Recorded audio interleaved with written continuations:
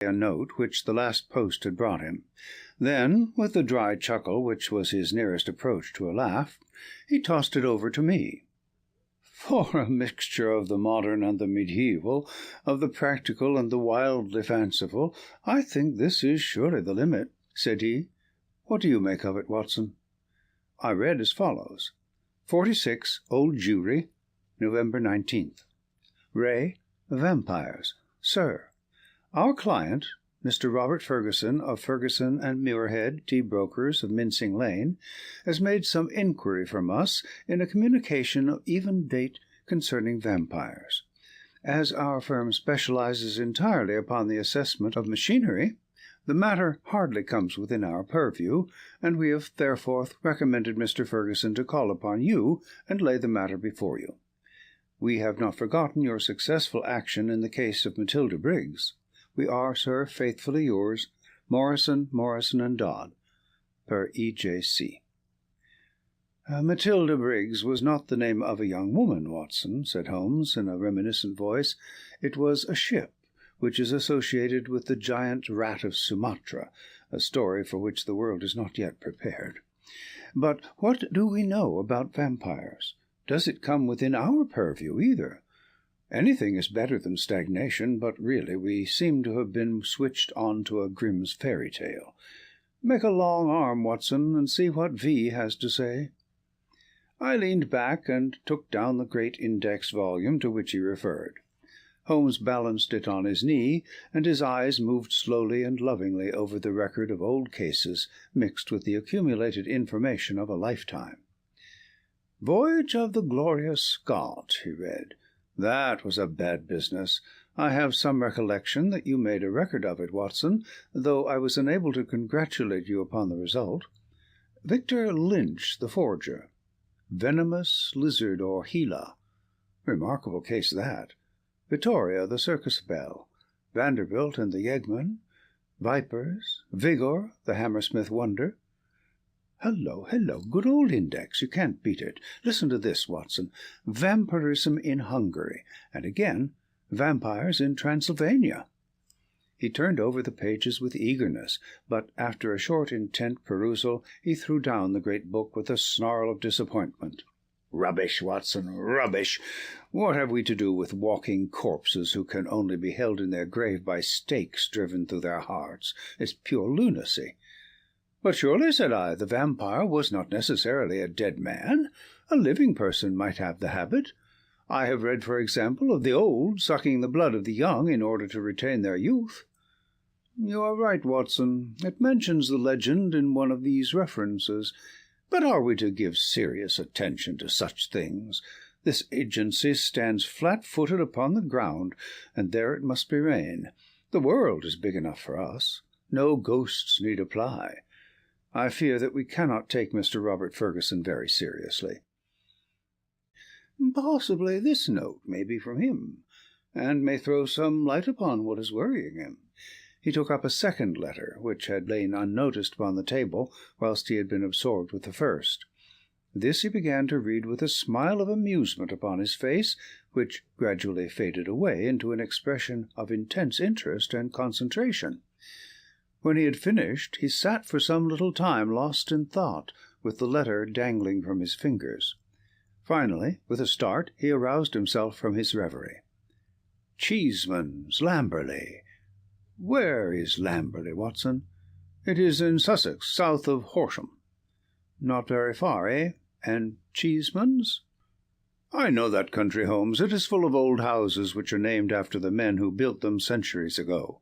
You get Audleys and Harveys and Carretons. The folk are forgotten, but their names live in their houses." "Precisely," said Holmes, coldly. It was one of the peculiarities of his proud, self-contained nature that though he docketed any fresh information very quickly and accurately in his brain, he seldom made any acknowledgment to the giver.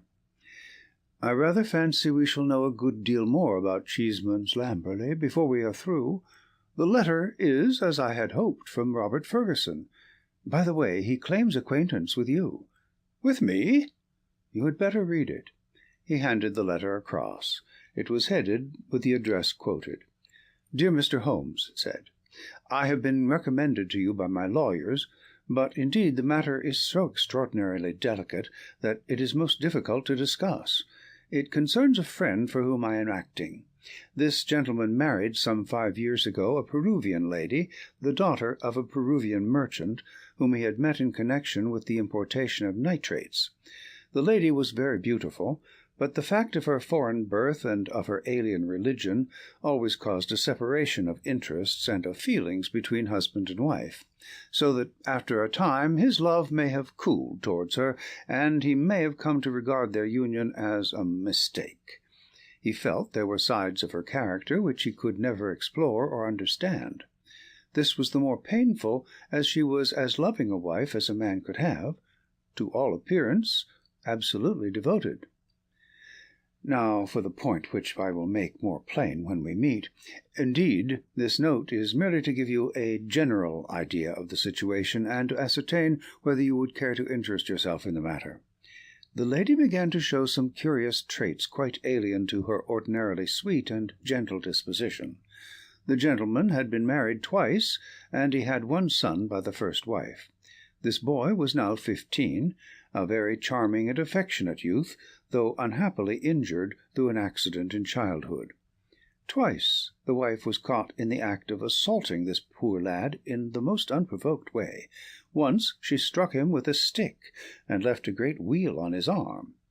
This was a small matter, however, compared with her conduct to her own child, a dear boy just under 1 year of age. On one occasion, about a month ago, the child had been left by its nurse for a few minutes. A loud cry from the baby, as of pain, called the nurse back. As she ran into the room, she saw her employer, the lady, leaning over the baby and apparently biting his neck. There was a small wound in the neck from which a stream of blood had escaped. The nurse was so horrified that she wished to call the husband, but the lady implored her not to do so, and actually gave her £5 as a price for her silence. No explanation was ever given, and for the moment the matter was passed over. It left, however, a terrible impression upon the nurse's mind, and from that time she began to watch her mistress closely, and to keep a closer guard upon the baby, whom she tenderly loved. It seemed to her that even as she watched the mother, so the mother watched her, and that every time she was compelled to leave the baby alone, the mother was waiting to get at it. Day and night the nurse covered the child, and day and night the silent, watchful mother seemed to be lying in wait, as a wolf waits for a lamb. It must read most incredible to you, and yet I beg you to take it seriously, for a child's life and a man's sanity may depend upon it. At last there came one dreadful day when the facts could no longer be concealed from the husband. The nurse's nerve had given way. She could stand the strain no longer, and she made a clean breast of it all to the man. To him it seemed as wild a tale as it may now seem to you. He knew his wife to be a loving wife, and, save for the assaults upon her stepson, a loving mother. Why, then, should she wound her own dear little baby? He told the nurse that she was dreaming, that her suspicions were those of a lunatic, and that such libels upon her mistress were not to be tolerated. Whilst they were talking, a sudden cry of pain was heard. Nurse and master rushed together to the nursery. Imagine his feelings, Mr. Holmes, as he saw his wife rise from a kneeling position beside the cot, and saw blood upon the child's exposed neck and upon the sheet. With a cry of horror he turned his wife's face to the light, and saw blood all round her lips. It was she, beyond all question, who had drunk the poor baby's blood. So the matter stands. She is now confined to her room. There has been no explanation. The husband is half demented. He knows, and I know, little of vampirism beyond the name. We had thought it was some wild tale of foreign parts, and yet here, in the very heart of the English Sussex— Well, all this can be discussed with you in the morning. Will you see me? Will you use your great powers in aiding a distracted man? If so, kindly wire to Ferguson, Cheeseman's, Lamberley, and I will be at your rooms by 10 o'clock. Yours faithfully, Robert Ferguson. P.S. I believe your friend Watson played rugby for Blackheath when I was 3/4 for Richmond. It is the only personal introduction which I can give. Of course, I remember him, said I, as I laid down the letter, Big Bob Ferguson, the finest three-quarter Richmond ever had. He was always a good-natured chap. It's like him to be so concerned over a friend's case." Holmes looked at me thoughtfully and shook his head. "I never get your limits, Watson," said he. "There are unexplored possibilities about you. Take a wire down, like a good fellow. We'll examine your case with pleasure." "Your case? We must not let him think that this agency is a home for the weak-minded. Of course it is his case. Send him that wire, and let the matter rest till morning." Promptly at 10 o'clock next morning, Ferguson strode into our room. I had remembered him as a long, slab-sided man with loose limbs and a fine turn of speed, which had carried him round many an opposing back. There is surely nothing in life more painful than to meet the wreck of a fine athlete whom one has known in his prime. His great frame had fallen in, his flaxen hair was scanty, and his shoulders were bowed. I fear that I roused corresponding emotions in him. "Hullo, Watson," said he, and his voice was still deep and hearty. "You don't look quite the man you did when I threw you over the ropes into the crowd at the old deer park." "I expect I've changed a bit also. But it's this last day or two that has aged me. I see by your telegram, Mr. Holmes, that it is no use my pretending to be anyone's deputy." "It is simpler to deal direct," said Holmes. "Of course it is. But you can imagine how difficult it is when you are speaking of the one woman whom you are bound to protect and help. What can I do? How am I to go to the police with such a story? And yet the kiddies have got to be protected. Is it madness, Mr. Holmes? Is it something in the blood? Have you any similar case in your experience? For God's sake, give me some advice, for I am at my wit's end." "Very naturally, Mr. Ferguson. Now sit here and pull yourself together, and give me a few clear answers.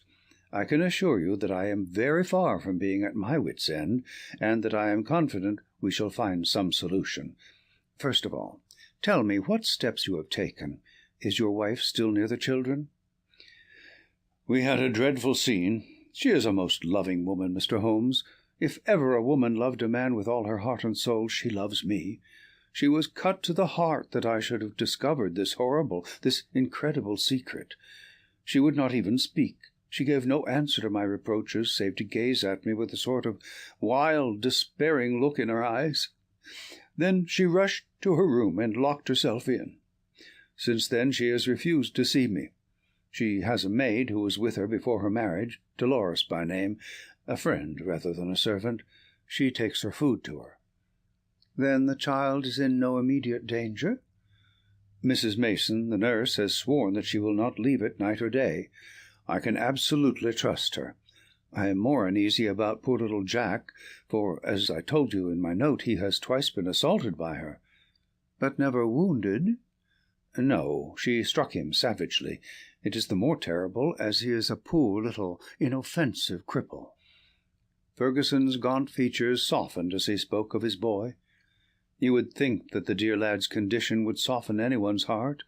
A fall in childhood and a twisted spine, Mr. Holmes, but the dearest, most loving heart within. Holmes had picked up the letter of yesterday and was reading it over. "What other inmates are there in your house, Mr. Ferguson?" "Two servants who have not been long with us, one stable hand, Michael, who sleeps in the house, my wife, myself, my boy Jack, baby, Dolores, and Mrs. Mason. That is all." "I gather that you did not know your wife well at the time of your marriage?" "I had only known her a few weeks." "How long had this maid Dolores been with her?" "Some years." "Then your wife's character would really be better known by Dolores than by you?" "Yes, you may say so." Holmes made a note. "I fancy," said he, "that I may be of more use at Lamberley than here. It is eminently a case for personal investigation. If the lady remains in her room, our presence could not annoy or inconvenience her. Of course, we would stay at the inn." Ferguson gave a gesture of relief. "It is what I hoped, Mr. Holmes. There is an excellent train at 2 from Victoria, if you could come." "Of course we could come. There is a lull at present. I can give you my undivided energies. Watson, of course, comes with us. But There are one or two points upon which I wish to be very sure before I start.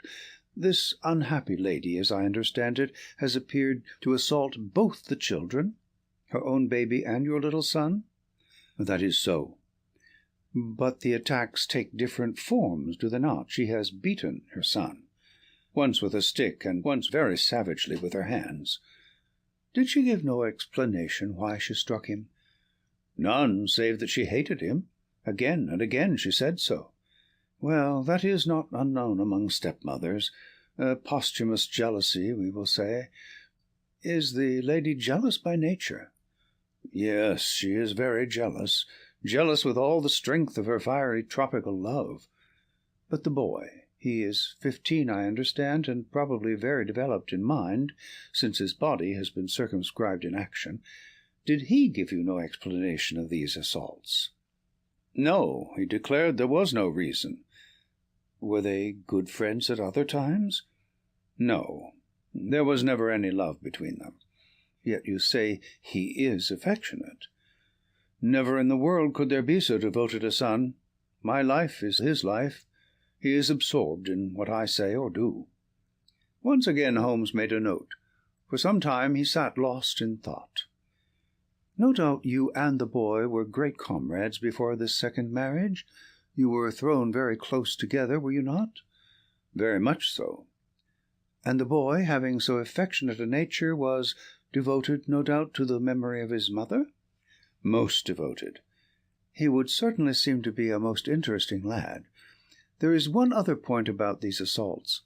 Were the strange attacks upon the baby and the assaults upon your son at the same period?" "In the first case it was so. It was as if some frenzy had seized her, and she had vented her rage upon both. In the second case it was only Jack who suffered. Mrs. Mason had no complaint to make about the baby." "That certainly complicates matters." "I don't quite follow you, Mr. Holmes." "Possibly not. One forms provisional theories and waits for time or fuller knowledge to explode them. A bad habit, Mr. Ferguson, but human nature is weak. I fear that your old friend here has given an exaggerated view of my scientific methods. However, I will only say, at the present stage, that your problem does not appear to me to be insoluble, and that you may expect to find us at Victoria at 2 o'clock. It was evening of a dull, foggy November day, when, having left our bags at the Chequers, Lamberley, we drove through the Sussex clay of a long winding drive, and finally reached the isolated and ancient farmhouse in which Ferguson dwelt. It was a large, straggling building, very old in the centre, very new at the wings, with towering Tudor chimneys and a lichen-spotted, high-pitched roof of Horsham slabs. The doorsteps were worn into curves, and the ancient tiles which lined the porch were marked with the rebus of a cheese and a man, after the original builder. Within, the ceilings were corrugated with heavy oaken beams, and the uneven floors sagged into sharp curves. An odour of age and decay pervaded the whole crumbling building. There was one very large central room into which Ferguson led us. Here, in a huge old-fashioned fireplace with an iron screen behind it, dated 1670, there blazed and spluttered a splendid log fire. The room, as I gazed round, was a most singular mixture of dates and of places. The half-panelled walls may well have belonged to the original yeoman farmer of the 17th century. They were ornamented, however, on the lower part by a line of well-chosen modern watercolours, while above, where yellow plaster took the place of oak, there was hung a fine collection of South American utensils and weapons, which had been brought, no doubt, by the Peruvian lady upstairs. Holmes rose, with that quick curiosity which sprang from his eager mind, and examined them with some care. He returned with his eyes full of thought. "Hullo!" he cried. "Hullo!" A spaniel had lain in a basket in the corner. It came slowly forwards towards its master, walking with difficulty. Its hind legs moved irregularly, and its tail was on the ground. It licked Ferguson's hand.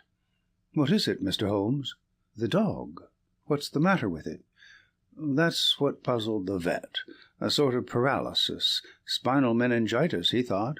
But it is passing. He'll be all right soon, won't you, Carlo?" A shiver of assent passed through the drooping tail. The dog's mournful eyes passed from one of us to the other. He knew that we were discussing his case. "Did it come on suddenly?" "In a single night." "How long ago?" "It may have been 4 months ago." "Very remarkable. Very suggestive. What do you see in it, Mr. Holmes?" "A confirmation of what I had already thought." "For God's sake, what do you think, Mr. Holmes? It may be a mere intellectual puzzle to you, but it is life and death to me. My wife, a would-be murderer, my child in constant danger. Don't play with me, Mr. Holmes. It is too terribly serious." The big Rugby 3/4 was trembling all over. Holmes put his hand soothingly upon his arm. "I fear that there is pain for you, Mr. Ferguson, whatever the solution may be," said he. "I would spare you all I can. I cannot say more for the instant, but before I leave this house, I hope I may have something definite." "Please God you may. If you will excuse me, gentlemen, I will go up to my wife's room and see if there has been any change." He was away some minutes, during which Holmes resumed his examination of the curiosities upon the wall. When our host returned, it was clear from his downcast face that he had made no progress. He brought with him a tall, slim, brown-faced girl. "The tea is ready, Dolores," said Ferguson. "See that your mistress has everything she can wish." "She very ill," cried the girl, looking with indignant eyes at her master. "She no ask for food. She very ill. She need doctor. I frightened stay alone with her without doctor." Ferguson looked at me with a question in his eyes. "I should be so glad if I could be of use. Would your mistress see Dr. Watson?" "I take him. I no ask leave. She needs doctor." "Then I'll come with you at once." I followed the girl, who was quivering with strong emotion, up the staircase and down an ancient corridor. At the end was an iron-clamped and massive door. It struck me as I looked at it that if Ferguson tried to force his way to his wife, he would find it no easy matter.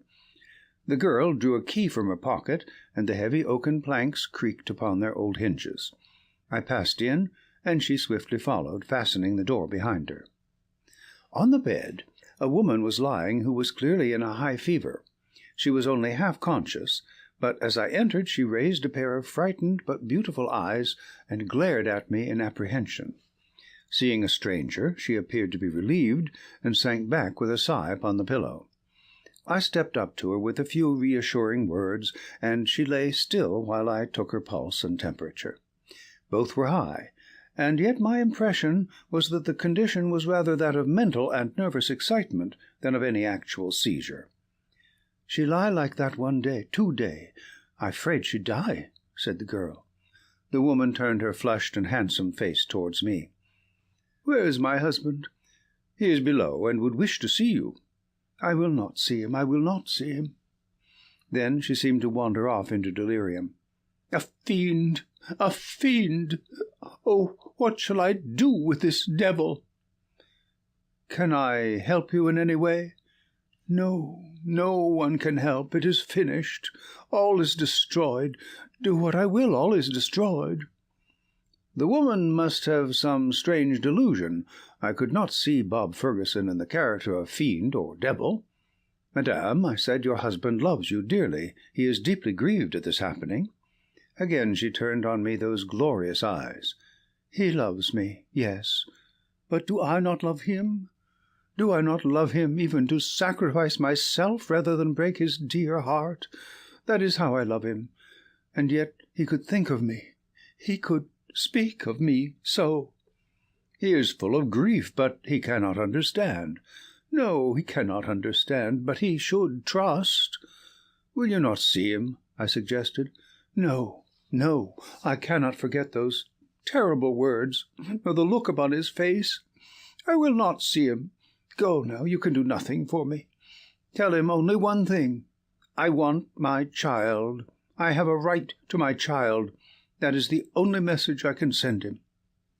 She turned her face to the wall and would say no more. I returned to the room downstairs, where Ferguson and Holmes still sat by the fire. Ferguson listened moodily to my account of the interview. "How can I send her the child?" he said. "How do I know what strange impulse might come upon her? How can I ever forget how she rose from beside it with its blood upon her lips?" He shuddered at the recollection. "The child is safe with Mrs. Mason, and there he must remain."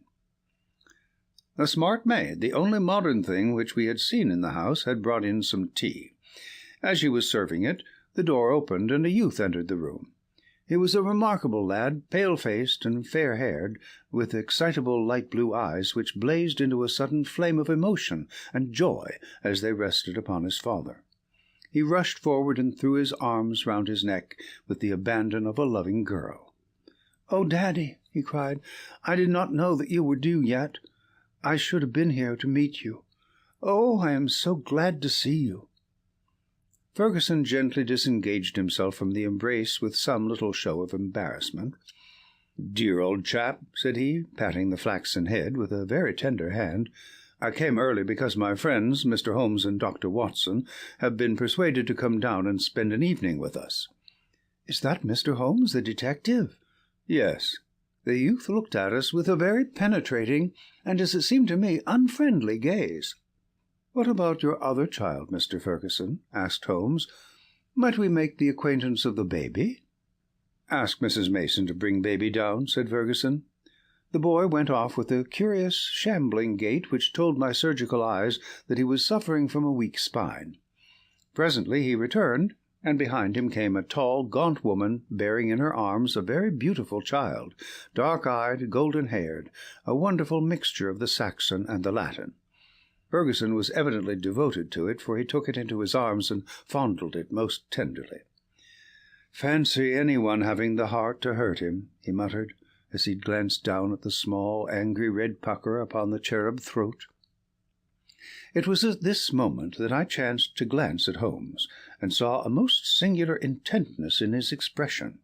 His face was as set as if it had been carved out of old ivory, and his eyes, which had glanced for a moment at father and child, were now fixed with eager curiosity upon something at the other side of the room. Following his gaze, I could only guess that he was looking out through the window at the melancholy dripping garden.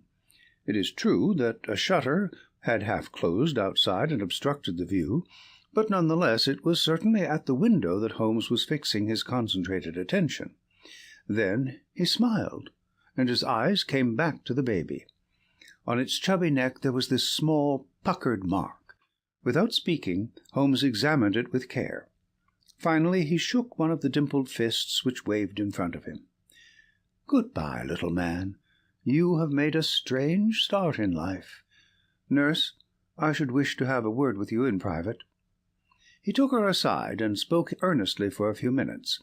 I only heard the last words, which were, "Your anxiety will soon, I hope, be set at rest." The woman, who seemed to be a sour, silent kind of creature, withdrew with the child.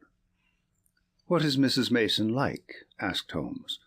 "Not very prepossessing externally, as you can see, but a heart of gold, and devoted to the child." "Do you like her, Jack?" Holmes turned suddenly upon the boy.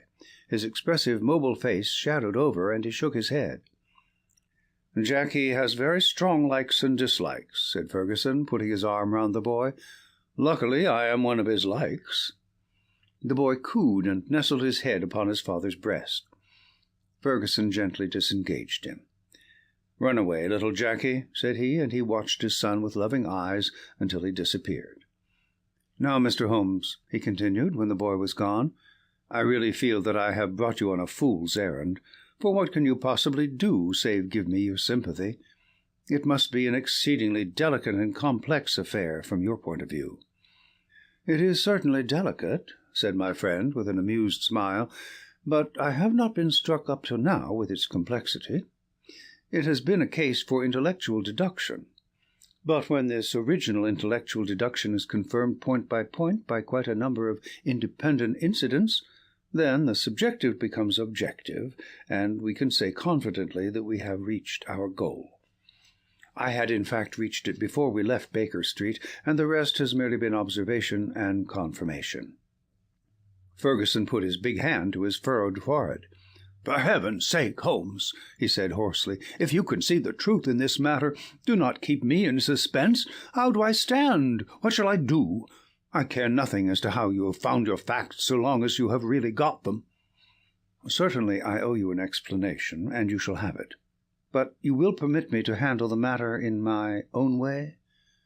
Is the lady capable of seeing us, Watson?" "She is ill, but she is quite rational." "Very good. It is only in her presence that we can clear the matter up. Let us go up to her." "She will not see me," cried Ferguson. "Oh, yes, she will," said Holmes. He scribbled a few lines upon a sheet of paper. "You, at least, have the entree, Watson. Will you have the goodness to give the lady this note?" I ascended again and handed the note to Dolores, who cautiously opened the door. A minute later I heard a cry from within, a cry in which joy and surprise seemed to be blended. Dolores looked out. "She will see them. She will listen," said she. At my summons, Ferguson and Holmes came up. As we entered the room, Ferguson took a step or two towards his wife, who had raised herself in the bed, but she held out her hand to repulse him. He sank into an armchair, while Holmes seated himself beside him, after bowing to the lady, who looked at him with wide-eyed amazement. "I think we can dispense with Dolores," said Holmes.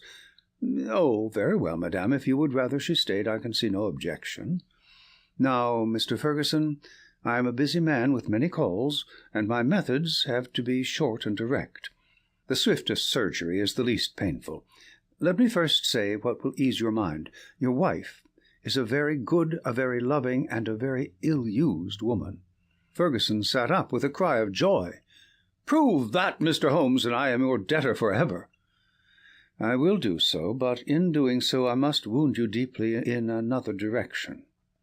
"I care nothing so long as you clear my wife. Everything on earth is insignificant compared to that." "Let me tell you, then, the train of reasoning which passed through my mind in Baker Street. The idea of a vampire was to me absurd. Such things do not happen in criminal practice in England, and yet your observation was precise. You had seen the lady rise from beside the child's cot with the blood upon her lips." "I did." "Did it not occur to you that a bleeding wound may be sucked for some other purpose than to draw the blood from it? Was there not a queen in English history who sucked such a wound to draw poison from it?" "Poison?" "A South American household. My instinct felt the presence of those weapons upon the wall before my eyes ever saw them. It might have been other poison, but that was what occurred to me. When I saw that little empty quiver beside the small bird bow, it was just what I expected to see. If the child were pricked with one of those arrows dipped in curare or some other devilish drug, it would mean death if the venom were not sucked out. And the dog. If one were to use such a poison, would one not try it first in order to see that it had not lost its power? I did not foresee the dog, but at least I understood him, and he fitted into my reconstruction. Now do you understand? Your wife feared such an attack. She saw it made, and saved the child's life, and yet she shrank from telling you all the truth, for she knew how you loved the boy, and feared lest it break your heart. Jackie!" I watched him as you fondled the child just now. His face was clearly reflected in the glass of the window where the shutter formed a background. I saw such jealousy, such cruel hatred, as I have seldom seen in a human face. "My Jackie!" You have to face it, Mr. Ferguson. It is the more painful because it is a distorted love, a maniacal, exaggerated love for you, and possibly for his dead mother, which has prompted his action. His very soul is consumed with hatred for this splendid child, whose health and beauty are a contrast to his own weakness. Good God! It is incredible! Have I spoken the truth, madame? The lady was sobbing, with her face buried in the pillows. Now she turned to her husband. How could I tell you, Bob? I felt the blow it would be to you. It was better that I should wait, and that it should come from some other lips than mine. When this gentleman, who seems to have powers of magic, wrote that he knew all, I was glad. I think a year at sea would be my prescription for Master Jacky, said Holmes, rising from his chair. Only one thing is still clouded, madame. We can quite understand your attacks upon Master Jacky. There is a limit to a mother's patience. But how did you dare to leave the child these last 2 days? I had told Mrs. Mason. She knew. Exactly, so I imagined. Ferguson was standing by the bed, choking, his hands outstretched and quivering. This, I fancy, is the time for our exit, Watson, said Holmes in a whisper. If you will take one elbow of the two faithful Dolores, I will take the other. There now, he added, as he closed the door behind him, I think we may leave them to settle the rest among themselves. I have only one further note of this case. It is the letter which Holmes wrote in final answer to that with which the narrative begins. It ran thus: Baker Street, November 21st. Ray Vampires. Sir, referring to your letter of the 19th, I beg to state that I have looked into the inquiry of your client, Mr. Robert Ferguson, of Ferguson and Weirhead, tea brokers of Mincing Lane, and that the matter has been brought to a satisfactory conclusion. With thanks for your recommendation, I am, sir, faithfully yours, Sherlock Holmes. End of The Adventure of the Sussex Vampire.